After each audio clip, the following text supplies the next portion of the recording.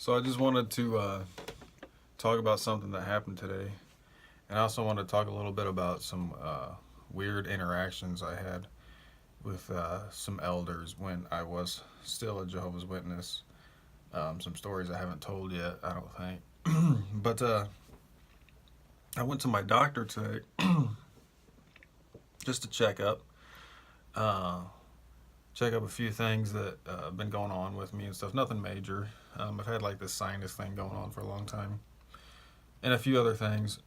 But she had seen that I had taken some depression medication in the past, and she was asking me about it because she was a new doctor, and my old doctor got cancer, believe it or not, and is on a leave of absence. But anyway, she was asking me. She was looking at the notes, and she was asking me about some of the depression medication I was on, and I told her, yeah, I still take it, but I really don't feel like I need it. Um, there's been some personal changes in my life, and I feel like it's been for the positive, and I just don't feel like it's necessary anymore for me to take them. And she's like, well, we'll hold off on that for a while because a lot of these medications you can't just come off of uh, willy nilly. And so she wanted to hold off on that for a little while, but she asked me about what personal changes I was talking about. And of course, I was talking about leaving JW because it really has had an effect on me as far as those feelings, those guilty feelings, and things like that have just dissipated. They're just gone. I wake up and I don't have those worried thoughts. And so I was telling her that, and she perked up more than I thought she was going to. Like, she got almost excited. Like, she turned the computer off and was just like talking to me face to face. I went from a business transaction to so she wanted to know what was going on. And I got to talking to her. Come to find out, she's a religious person too, and she knows a lot of Jehovah's Witnesses. And of course, she has the same feelings and thoughts that I do as far as how they are. And she just never heard of one that actually left, and she was super excited about hearing my story. But she kept saying, "This is huge. This is huge. A huge step for somebody to do that stuff." But anyway, that was just kind of neat. But anyway, I want to talk a little bit about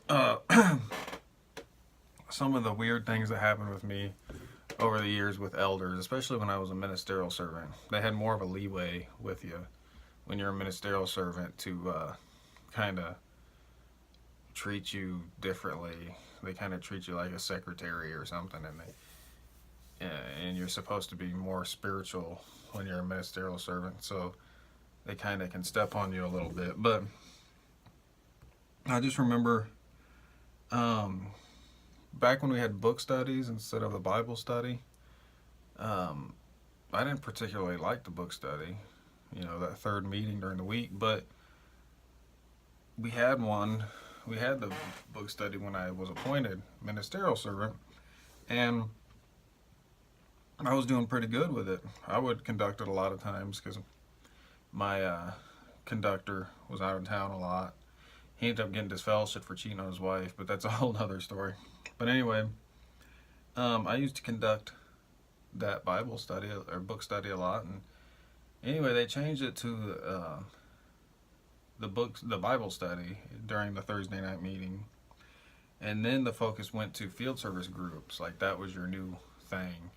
You didn't have a book study group anymore. You had a field service group, and that's who you were supposed to be affiliated with. Well, I worked on Saturdays. I always had worked on Saturdays. I worked on Saturdays when I got appointed as a ministerial servant. I've always worked on Saturdays. And it's kind of hard to find a Monday through Friday job that pays decently when you don't have an education, because they won't let you have one. But there was the older elders that appointed me. They always said, Saturdays isn't a big deal. We know your situation. We're okay with it, as long as you go out during the week. That's all we care about. So that's what I had always done. Well, my group overseer was a newer elder, young guy. He's younger than me, but he always had a problem with the fact that I couldn't be there on Saturday. Always canceling me with it. I couldn't go to a get together without him pulling me to the side, and I didn't see you on Saturday. Every single Saturday, I'd get a text message while I was at work. Hey, I missed you today. He knew my situation. You know, I felt like saying, well, I was out Monday because that was my day off and I didn't see you. You know, same thing applies. But he was constant with it. And so I actually went to those older elders that had originally appointed me and I said, you know, is this a problem? Is this like a body thing? Because I'm constantly being counseled by this elder. And they're like, no, you know, it's just, you know, it's something that he wants for you. And, you know, they him-hauled around about it. But apparently it wasn't a body thing. And those older guys said, well, keep doing what you're doing, you know. You know, that's his opinion or whatever. And maybe you can get on a Saturday here and there, but no, that's not even on our radar. Okay, well, about 3 weeks later, I get pulled into an elders meeting, like an official elders meeting, with that new elder and another new elder, and they have the organized book out and everything, talking about how I pretty much don't qualify anymore because of Saturdays and stuff, and that's when I stepped down because they had been on me so much and been hounding me, and I had already been kind of fading and stuff like that, and so I said, forget it, I'm done. And you know, it was just they had no communication at all between these guys. You know, the younger new guys thought this was a big issue and the older guys didn't. Apparently there was no meetings about it, but I had like an official counseling for it. It made no sense to me at all, and I don't remember Saturdays being mandatory until they decided to switch over to the new arrangement with the group overseers and stuff like that. Then all of a sudden it was like Saturdays were a mandatory day for field service.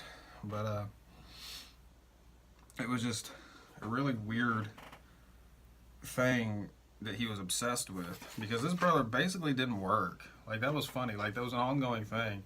Like, nobody knew he was an electrician, but it never worked. Nobody had any idea where this money was coming from. You know, his family seemed very poor, and they were barely, the wife kind of worked odd jobs and stuff, but I don't know how in the world they paid their rent and day-to-day life, because they pioneered, and that was it. They did not work.